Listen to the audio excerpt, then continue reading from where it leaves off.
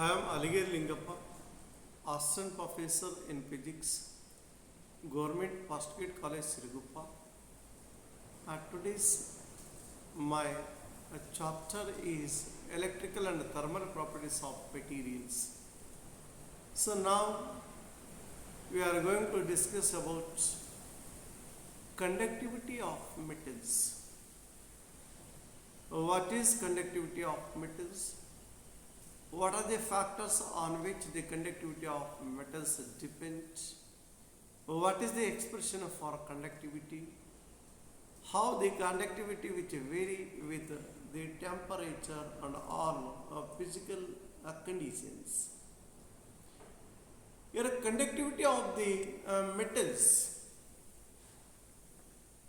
Materials possess electrical properties which are useful in applications like conducting materials, insulating materials, glass for vacuum tubes and transistors.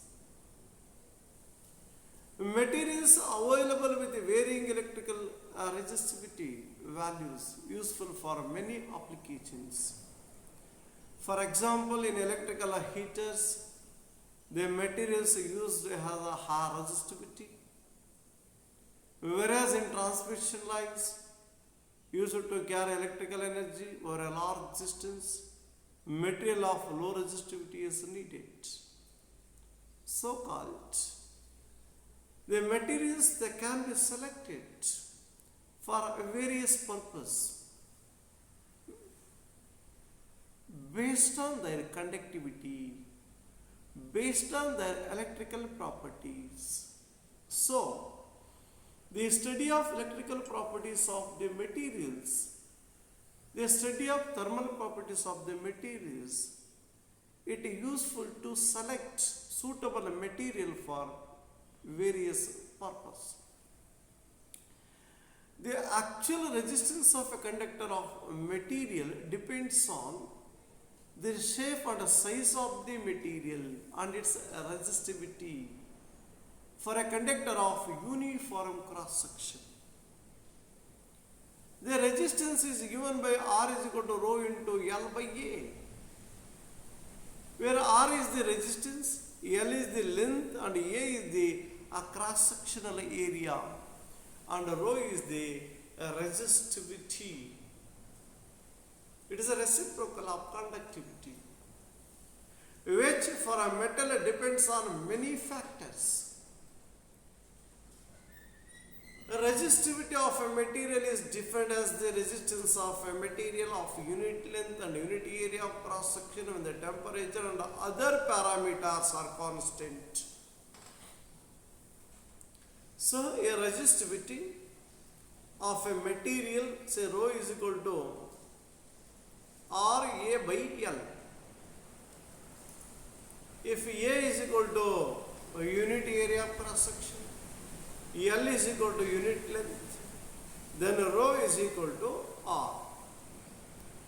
So resistivity rho is numerically equal to resistance of a material or metal of unit length and unit area of cross section when the temperature and other parameters which are kept constant. Usually the resistivity which can be expressed in terms of ohm meter.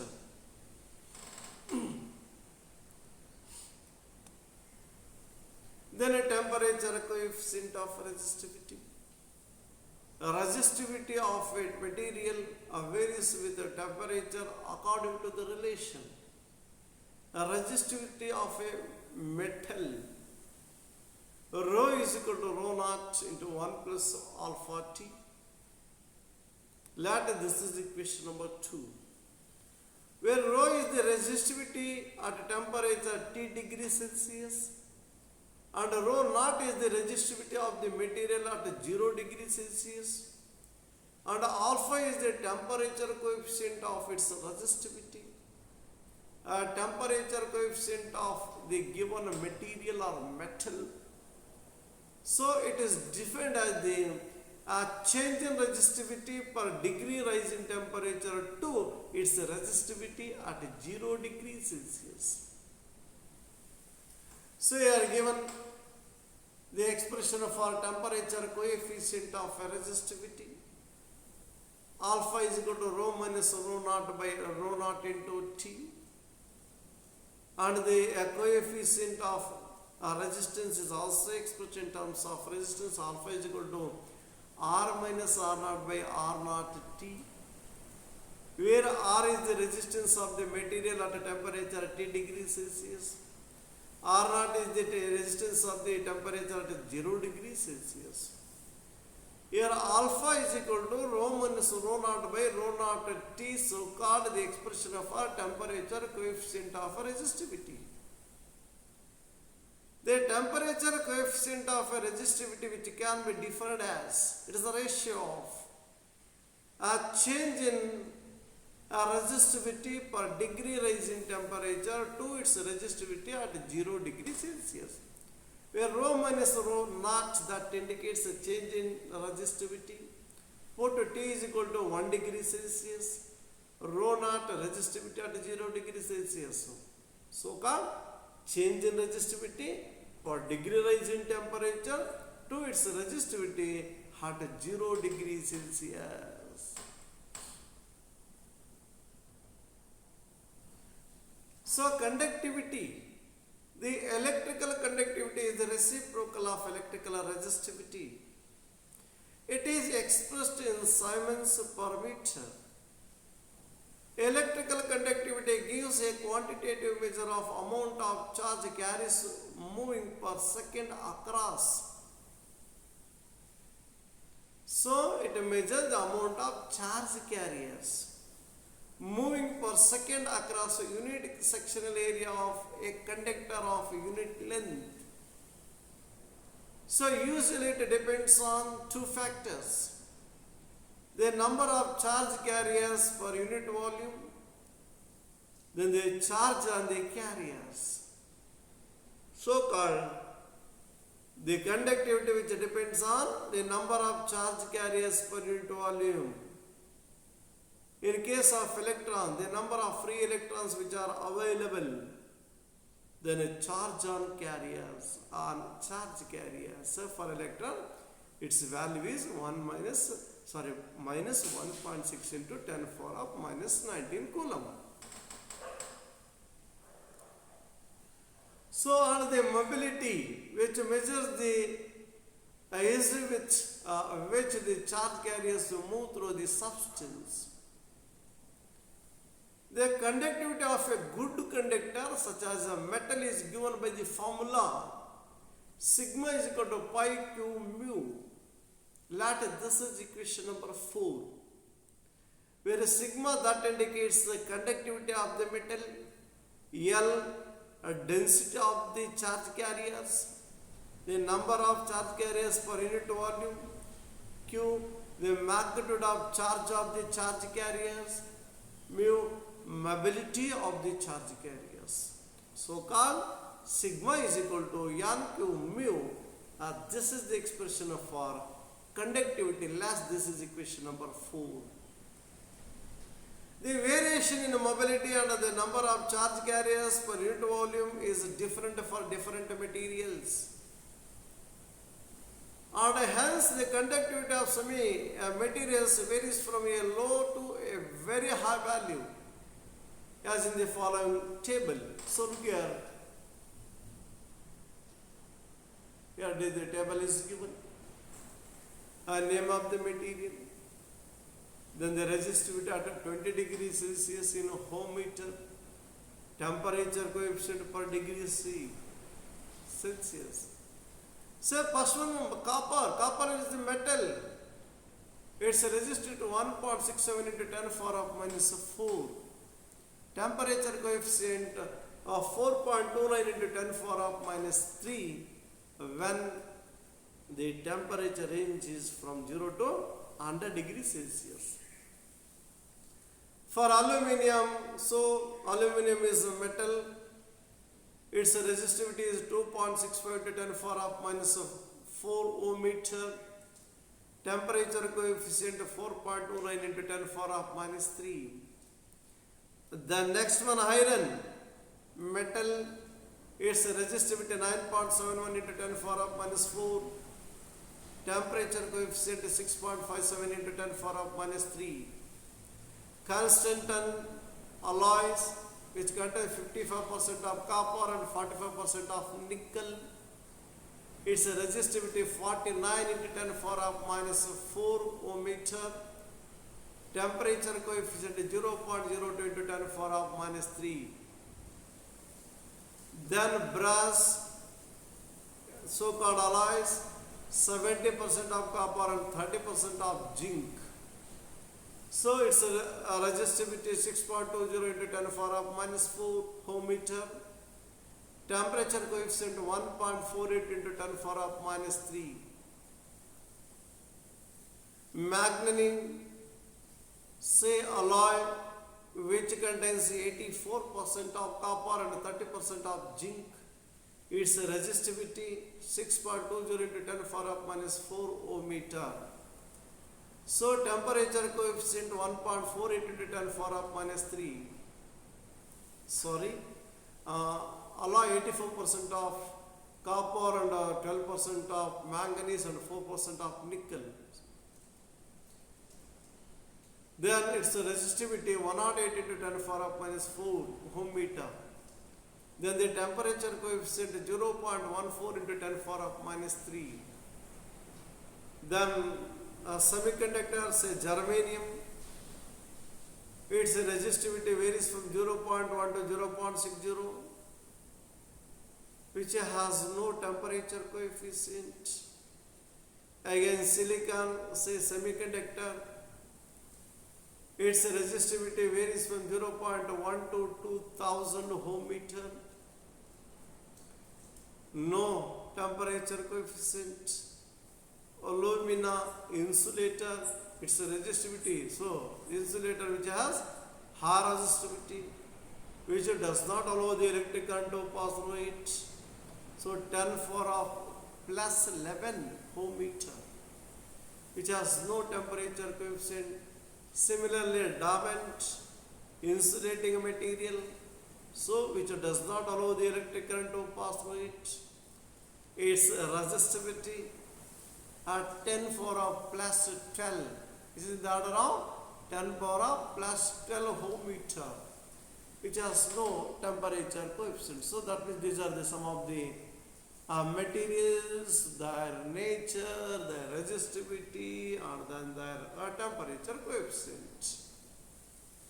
In the case of metals, electrical conductivity involves the motion of electrons. With the applications of an electrical field, free electrons, not bound to the individual atoms, are accelerated. They lose their kinetic energy by collision with the ions of the lattice. The average distance between collisions is called a mean free path, say lambda. And the average time between the successive collision is called relaxation time. Due to the action of external electric field and the internal field due to ions, the movement of electrons is no longer entirely random. The electrical current thus produced is proportional to the average electron velocity, which in turn is dependent on the intensity of the applied electric field and the collision frequency. So what we know that in case of metals, usually the metals they have more conductivity, less resistivity. They conduct electricity at a normal condition. That means because of they contains the free electrons. So the free electrons they are loosely bounded to the atom. They can jump from one atom to another atom.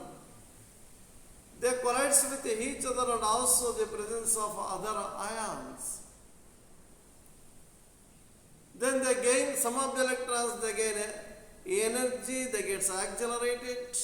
Some of the electrons they lost the kinetic energy, they get de-accelerated. The average distance between the collisions is called a mean free path. and the average time between successive collisions is called a relaxation time.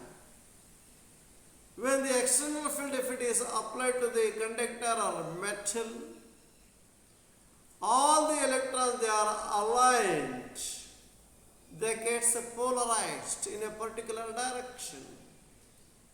So because of the presence of external electric field, all the electrons, they get accelerated in a particular direction, they constitute electric current in the presence of an external electric field.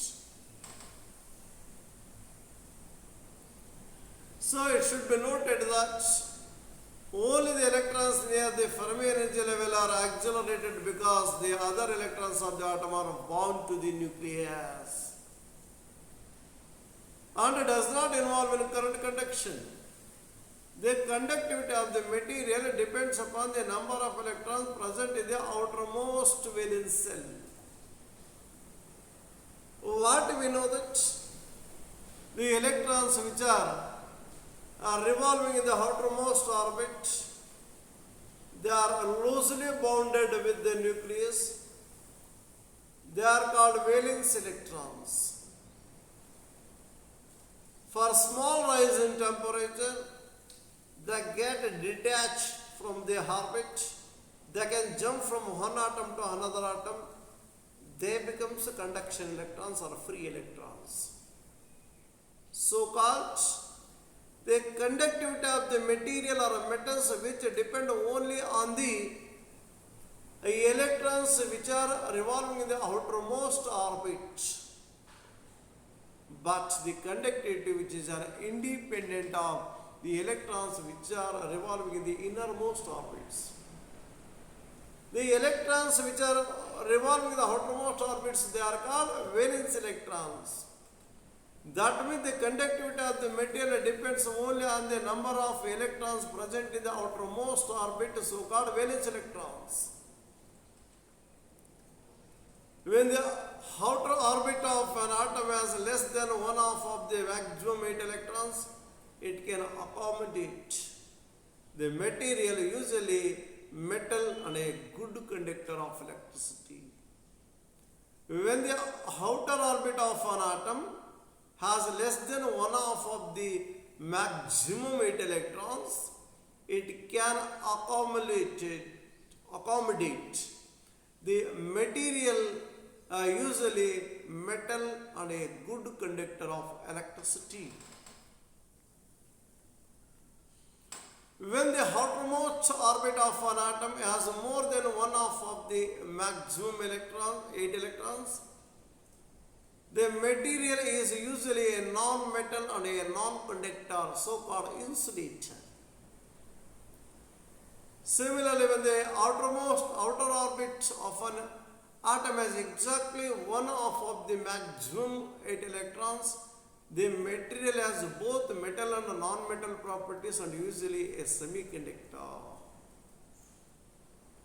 So, when the outermost orbit of an atom has less than one half of the maximum electrons, then the material is usually a metal and a good conductor of electricity. When the outer orbit of an atom has more than one half of the maximum 8 electrons, then a material is usually a non-conductor, non-metal, and a non-conducting material, so-called insulator.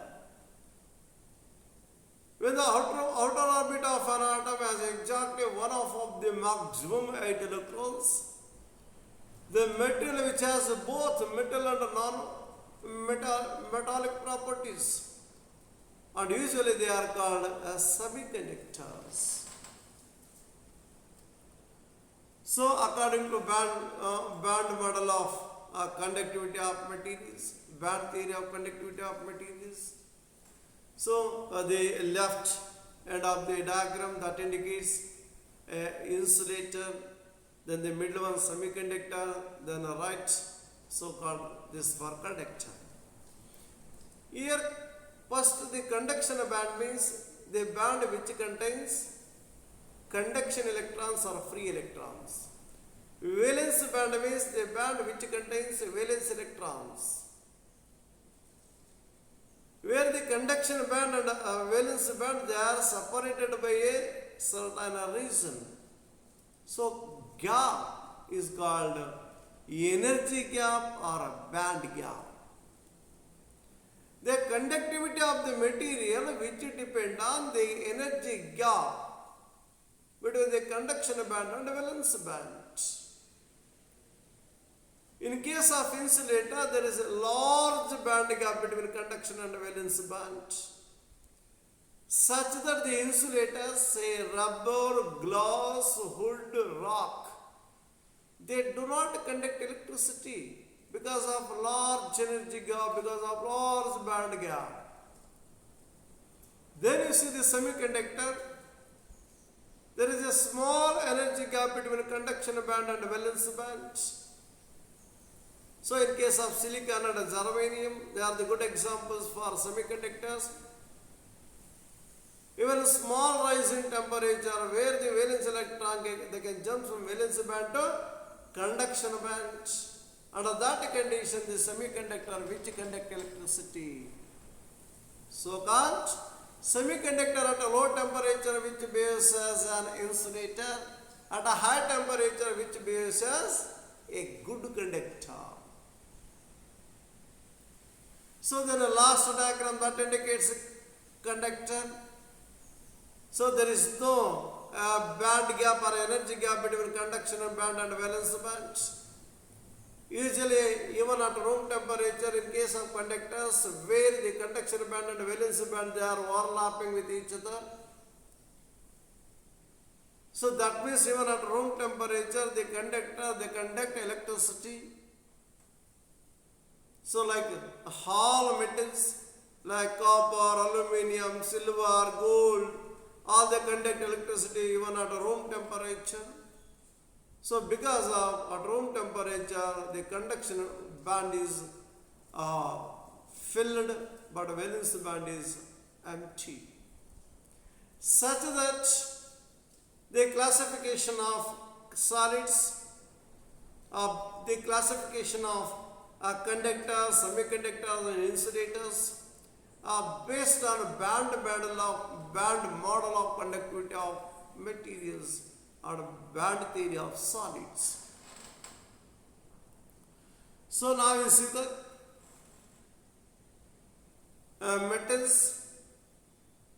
So here the diagram which indicates, that means energy gap in case of metals, energy gap in case of semiconductor, energy gap in case of insulators. So at room temperature,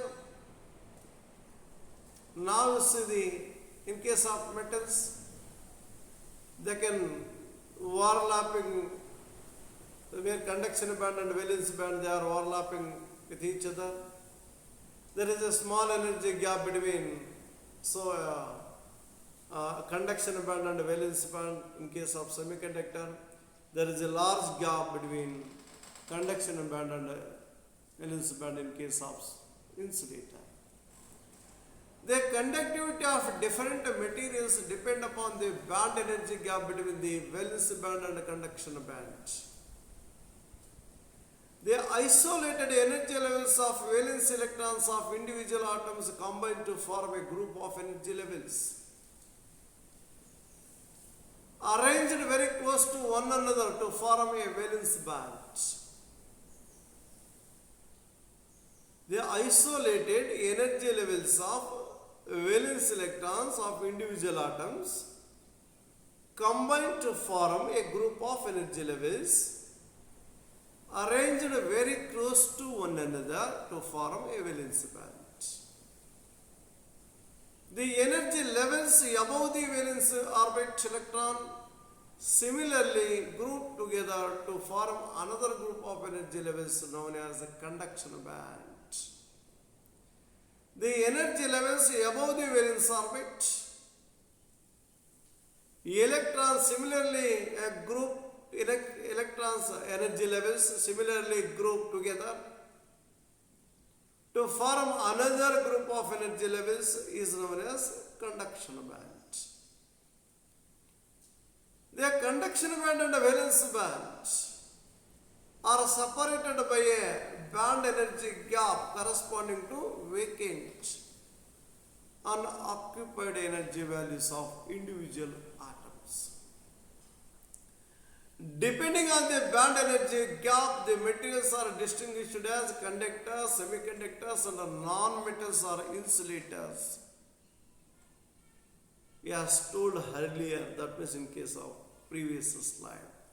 So how these solids they can be classified based on band theory of solids. In case of insulators, the valence band is completely occupied, conduction band is completely empty, and the band energy gap is very high of the order of 7 electron volt or more. Even at a high temperature, they cannot conduct, they should not conduct, they should not allow the electric current because of high energy gap which is in the order of 7 electron volt or more. But in case of semiconductor, the valence band is completely occupied at 0 Kelvin and the valence band is completely empty with a narrow energy gap of order of 1 electron volt. Sorry, this is not valence band, say the conduction band is completely empty with a narrow energy gap of order of 1 electron volt. Due to this reason, the material behave as an insulator at 0 degree Kelvin. So at 0 degree Kelvin, in case of semiconductor, the valence band is completely filled, but the conduction band is completely empty with a narrow energy gap which is in the order of 1 electron volt. So because of this, the semiconductor at 0 degree Kelvin which behaves as an insulator. As the temperature increases, where the electron they can jump from valence band to conduction band, then the material, so-called semiconductor, which begins to conduct electricity, the covalent bonds which breaks up and the electron which is released is occupying. When the temperature of the semiconductor increases, the covalent bond which is forming between the two neighboring atoms which breaks up such that the pair of electrons and holes will be formed. That means the electron they can jump from valence band to conduction band. Under that condition, so the semiconductor which behaves as a conductor, that means the semiconductor at a low temperature which behaves as an insulator, at a higher temperature the semiconductor which behaves as a conductor, behaves as a conductor.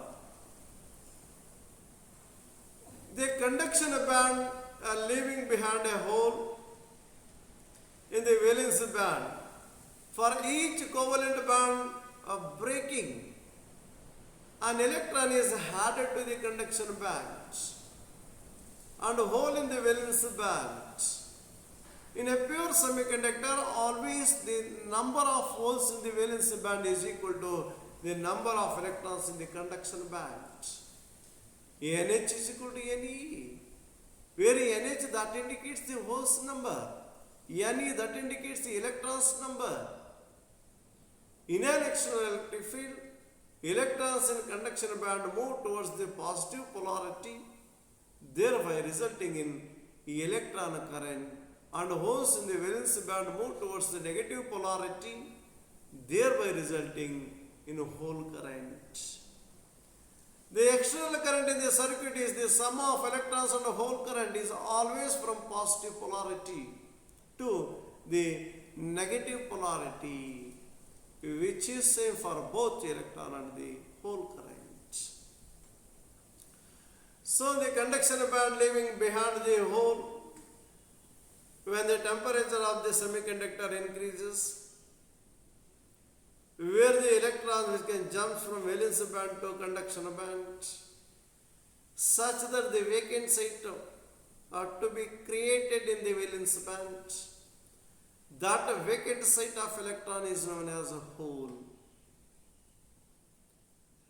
Always, that means in case of pure semiconductor, the number of holes in the valence band must be equal to the number of electrons in the conduction band.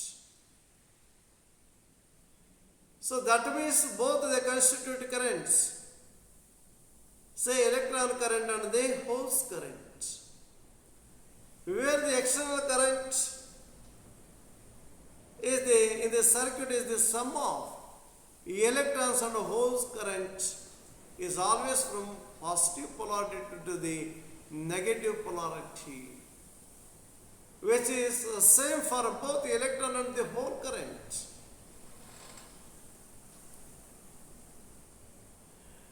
The conductivity in a semiconductor is represented by sigma is equal to NeQ mu E plus NHQ mu E, which is equal to Q into Ne mu E plus NH mu H. This is equation number 5. Then in case of conductor, there is a overlapping of valence band and conduction band. Due to this, some electrons belonging to valence band can move freely in the conduction band, resulting in an electric current and a resulting conductivity given by equation sigma is equal to NQ mu. N, the electron's density, Q, magnitude of the charge carrier, mu, mobility. So called sigma is equal to NQ mu. So then let us discuss about the factors affecting electrical conductivity. So resistivity. The resistivity is the temperature dependent and it increases with the temperature according to the equation rho is equal to rho naught to 1 plus alpha T, or R is equal to R naught 1 plus alpha T in terms of resistance. There is an increase in resultant with the temperature and hence a corresponding decrease in conductivity with an increase in temperature. So called. So impurities. Presence of impurity atom in a solid solution in the metal matrix causes a drastic changes in resistivity. It is due to the fact that the local field near the impurity atom is different from that at other location. So these local fields cause a scattering of electrons and hence reduce the conductivity. The dependence of the resistivity on a single impurity is given by Northam rule is given by rho x, which is equal to A into 1 minus x, where x is the concentration of the impurity, A is the constant which depend on the base metal and impurity. For dilute solutions, say x very less than 1. Hence the above equation reduces rho x is equal to Ax. That means the conductivity which depend on impurities. Then the plastic deformation. The conductivity of the material which depend on plastic deformation. Imperfections in cyclic like vacancies, dislocations, grain boundaries, etc. Give rise to scattering of electrons, both the resistivity and the strain hardness depend on the number of dislocations which are present in the materials. That is why the resistivity is high in cold worked metals, and this can be reduced by annealing, which removes imperfections. So various factors controlling the relaxation time on which the conductivity dependent are studied by Matheson rule given below. Rho is equal to rho t plus rho x plus rho s, which is equal to rho naught rho s. This is equation number 6, where rho naught, which is equal to rho t plus rho x. Rho naught is called residual resistivity. The above equation becomes less accurate at a high temperature or at a high impurity levels. At absolute zero, rho t is equal to 0, and rho naught represents the total resistivity. With the increase in temperature, rho t gains importance and takes a predominant role at a high temperature. Varies linearly with the temperature, and rho naught is negligible. So at absolute zero, rho t is equal to 0. Rho naught represents the total resistivity of the material. As the temperature increases, as the temperature of the material increases, rho t that gains importance and takes a predominant role, which overtake that rho naught at a higher temperature, varies linearly with the temperature, and then after that rho naught to be neglected. So in this class we discuss about conductivity of the materials, how they conduct, what are the factors on which the conductivity of the materials depend, resistivity, the variation of conductivity of the material with the temperatures, and so on. Thank you.